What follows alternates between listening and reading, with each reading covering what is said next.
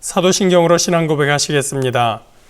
전능하사 천지를 만드신 하나님 아버지를 내가 믿사오며 그 외아들 우리 주 예수 그리스도를 믿사오니 이는 성령으로 잉태하사 동정녀 마리아에게 나시고 본디오 빌라도에게 고난을 받으사 십자가에 못 박혀 죽으시고 장사한 지 사흘 만에 죽은 자 가운데서 다시 살아나시며 하늘에 오르사 전능하신 하나님 우편에 앉아 계시다가 저리로서 산자와 죽은 자를 심판하러 오시리라.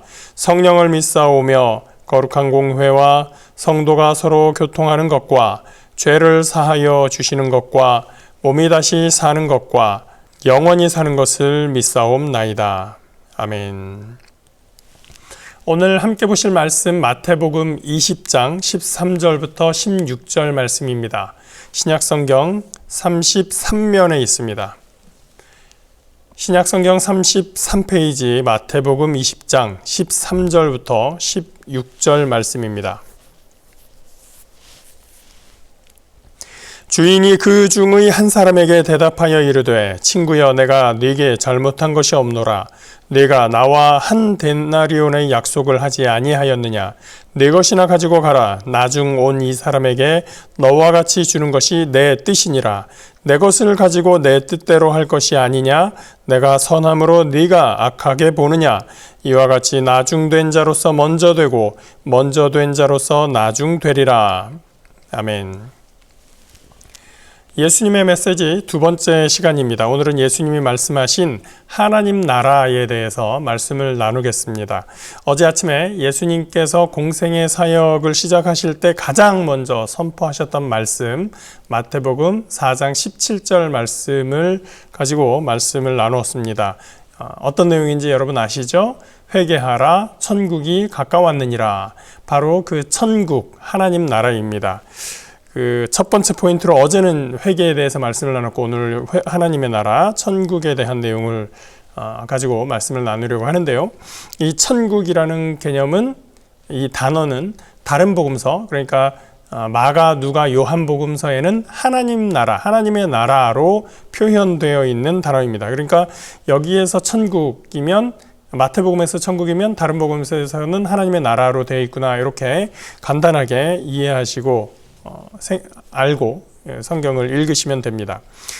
이 천국 또는 하나님의 나라는 예수님께서 많이 사용하신 단어입니다. 그래서 사실 이 천국, 하나님 나라에 대한 개념은 그 내용도 굉장히 풍부하고 다양해서 오늘 아침 1시간에 그 내용을 전부 다 다룰 수는 없습니다.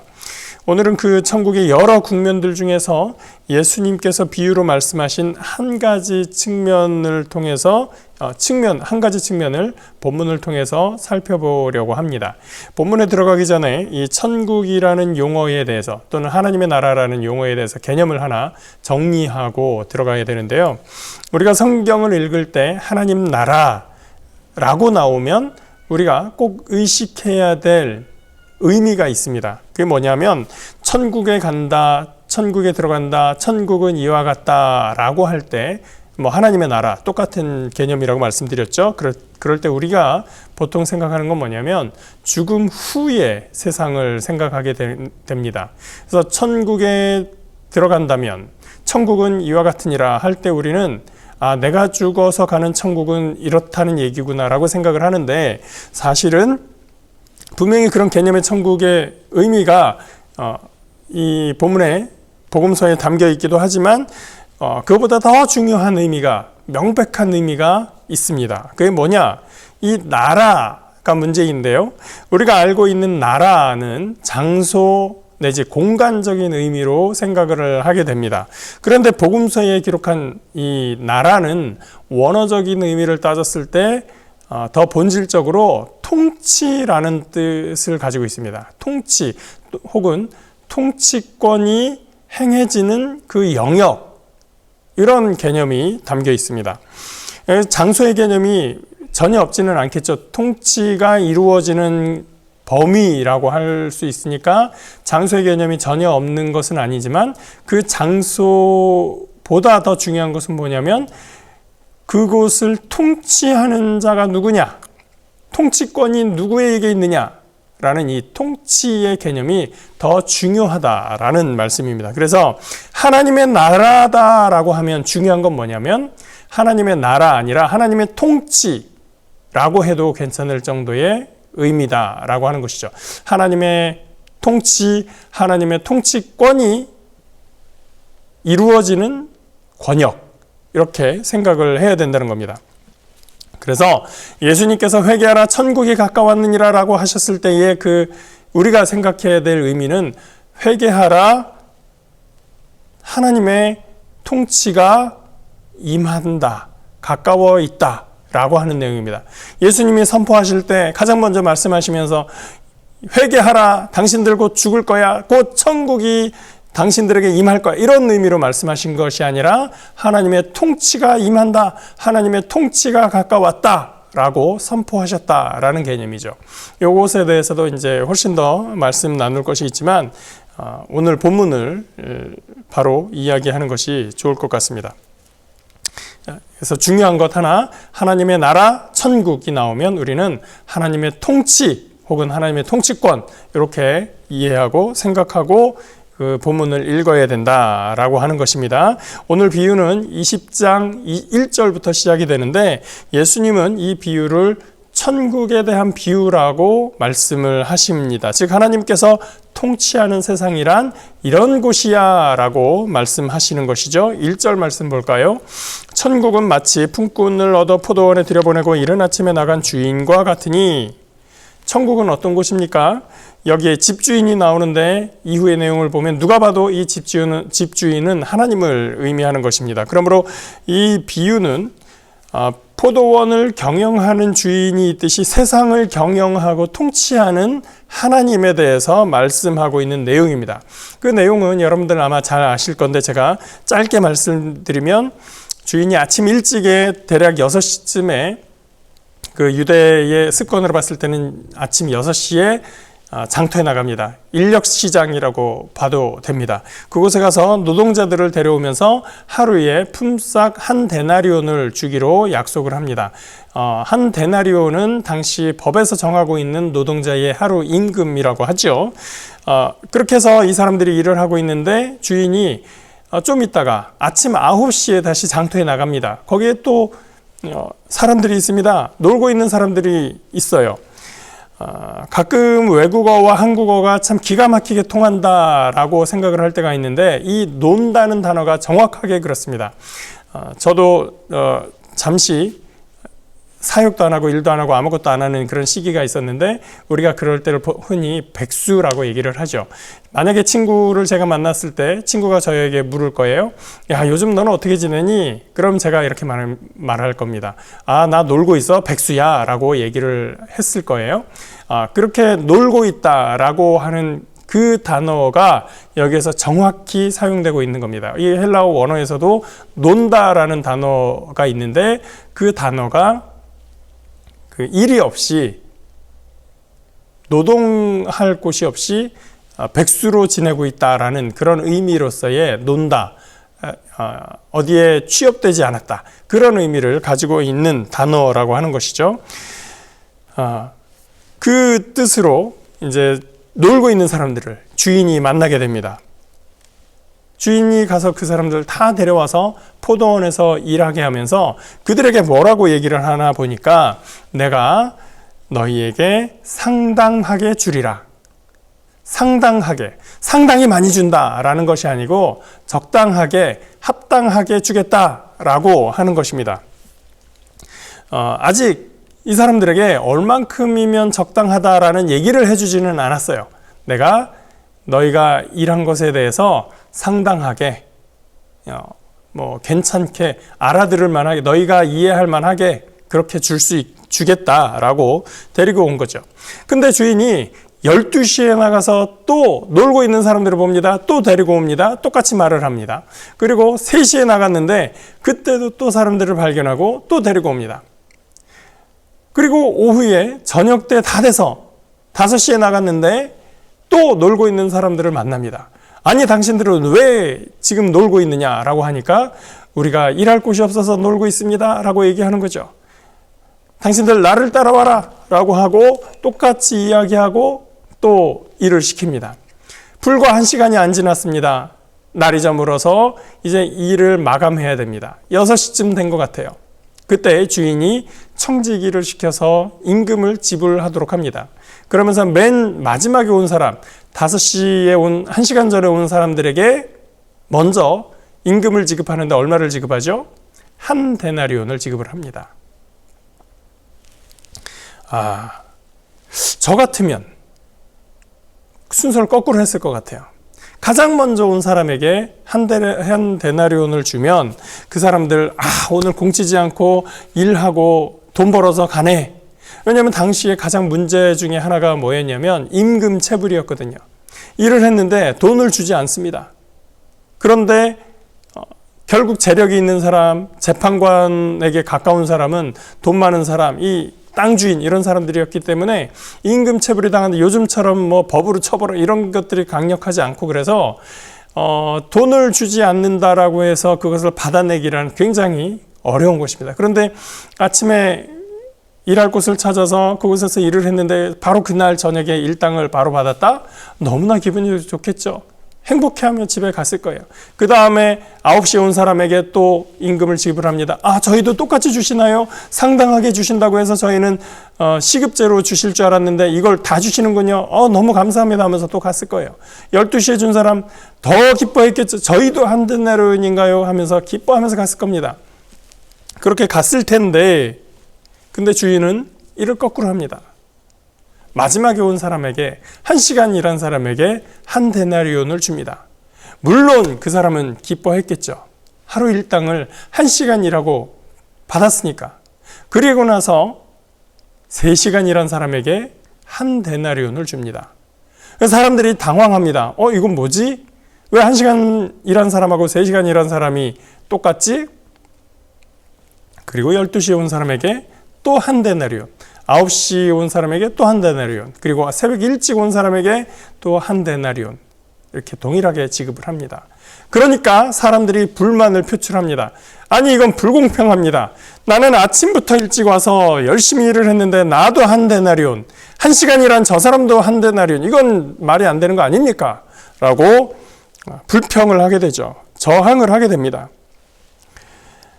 사람들의 심리는 내가 더 받거나 아니면 내가 더 받지 못하면 저 사람을 깎아서라도 내가 더 우월한 지위를 갖기를 원합니다.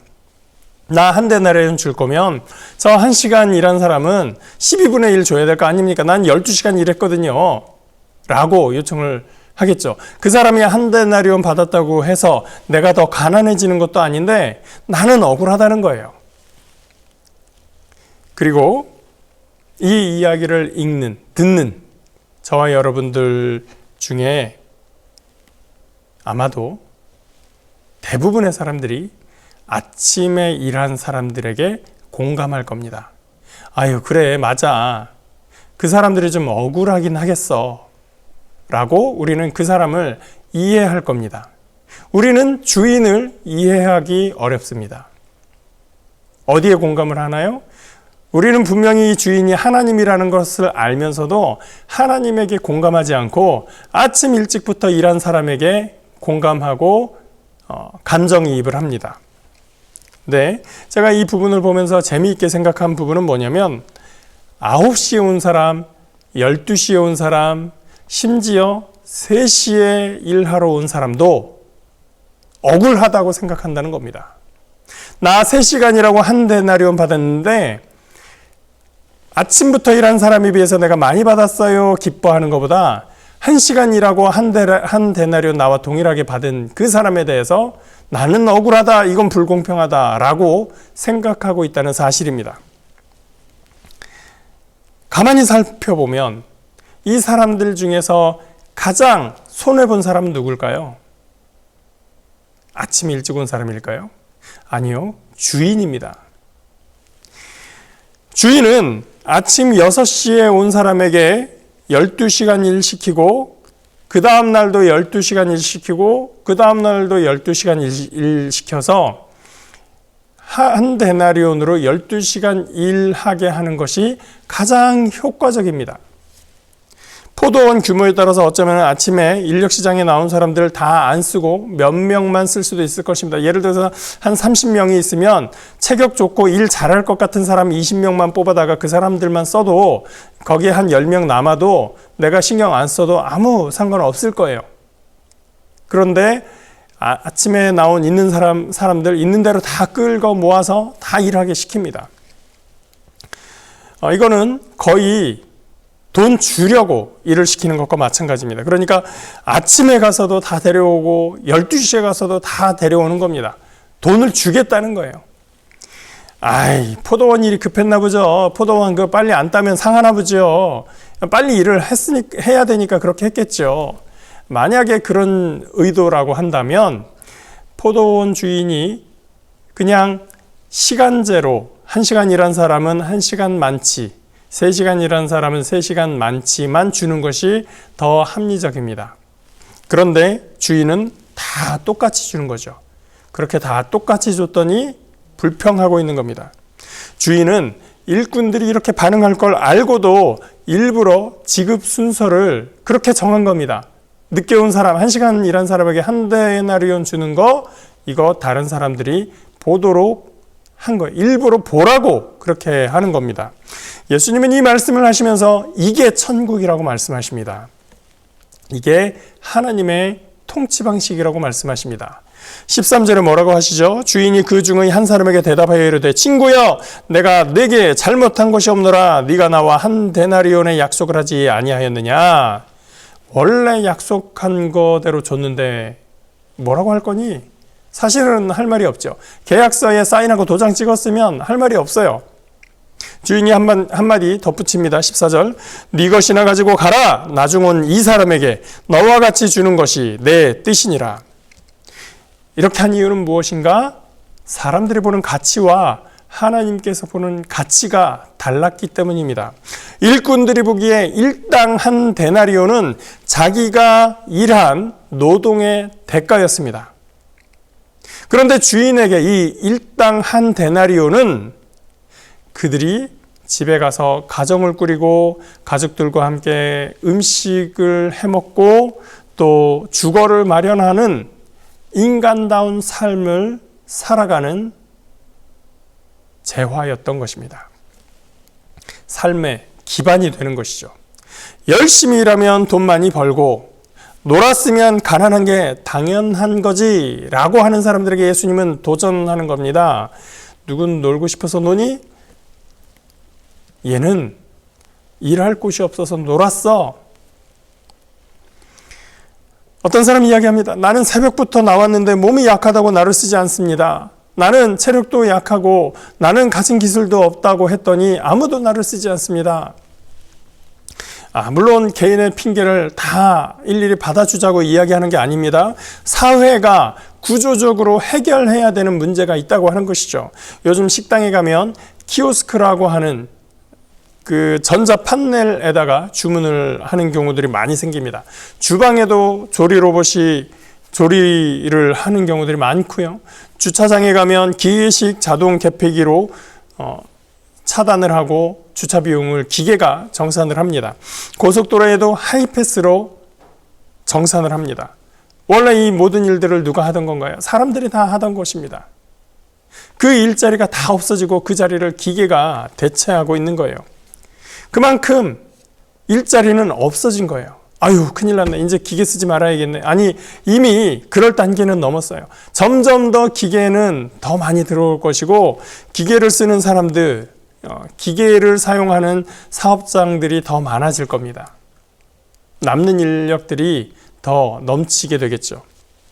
결국 이걸 어떻게 할 것인가? 국가적으로, 사회적으로 고민하고 해답을 찾아가야 할 때가 되어 있습니다. 어쩌면 이미 지났어요. 그것 때문에 일자리는 계속 없어지고 있는데 인구가 줍니다 라는 얘기만 할 때가 아닌 것이죠. 일자리가 없어지고 있다는 거예요.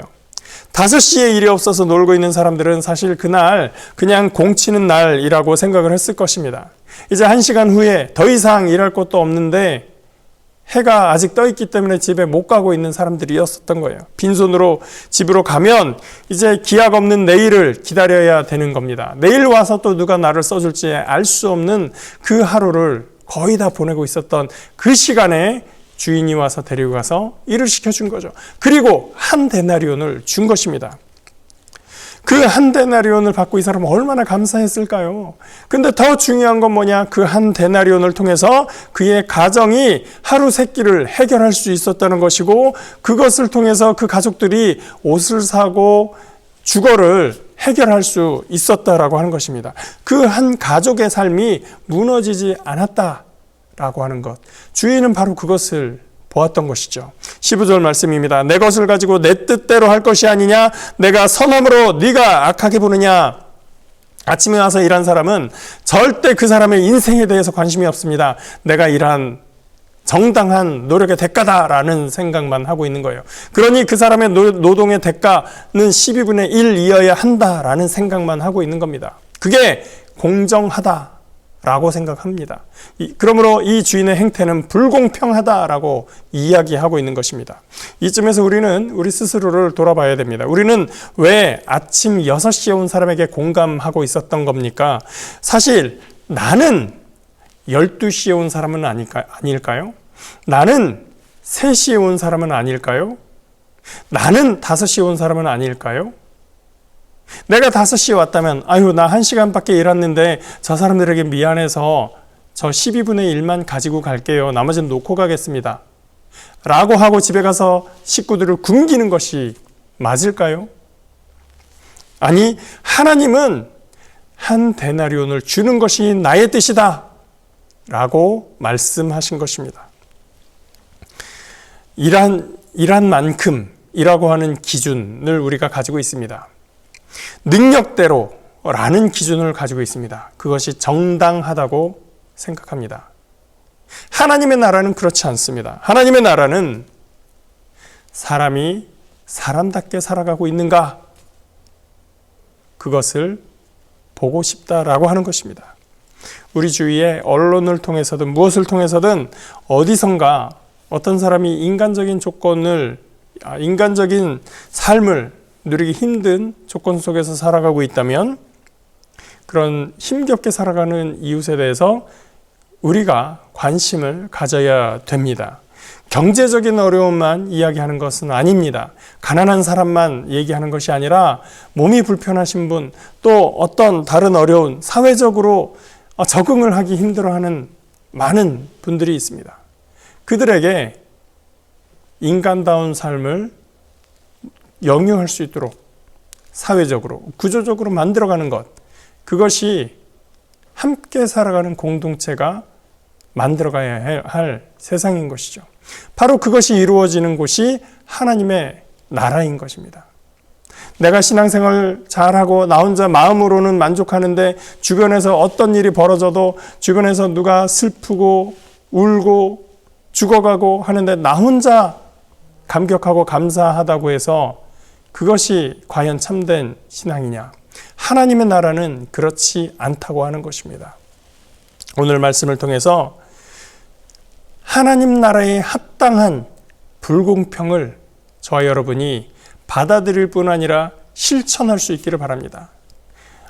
바라는 것이 있다면 정말 돈이 많아서 이 주인처럼 돈이 많아서 이런 불공평한 대우를 할 수 있으면 좋겠습니다. 저는 그렇게 돈이 없지만 우리 중에 그런 사람이 있다면 그렇게 할 수 있으면 좋겠습니다. 그래서 참으로 사람들이 함께 인간다운 삶을 영위해 나가는데 함께 할 수 있는 그것을 그리스도의 이름으로 해나갈 수 있는 저와 여러분 되시기를 예수님의 이름으로 축복합니다. 기도합니다.